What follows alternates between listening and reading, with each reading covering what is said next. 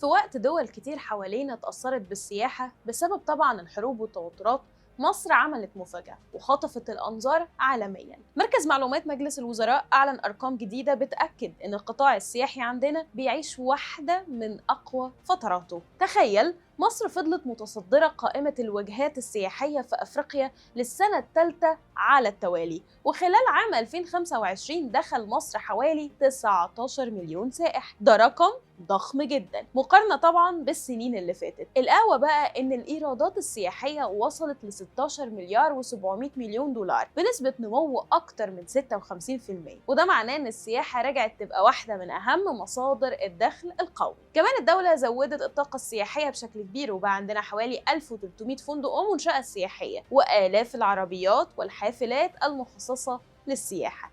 لكن المفاجأة الحقيقية كانت في توقعات المؤسسات العالمية. عندك وكالة فيتش سولوشنز قالت إن مصر ممكن تكسر حاجز ال 20 مليون سائح قبل 2029، والسبب مش بس الآثار والشواطئ، لأ، لكن المشروعات الجديدة زي المتحف المصري الكبير والراس الحكمة والعلمين الجديدة اللي بقوا نقطة جذب عالمية. توقعات كمان بتقول إن إيرادات السياحة ممكن تعدي ال 20 مليار دولار سنويا، وده معناه شغل أكتر، استثمارات أكبر، حركة قوية في الأسواق والفنادق والمطاعم وكل الأماكن السياحية. ببساطة كل سائح بيدخل مصر بيحرك معاه اقتصاد كامل.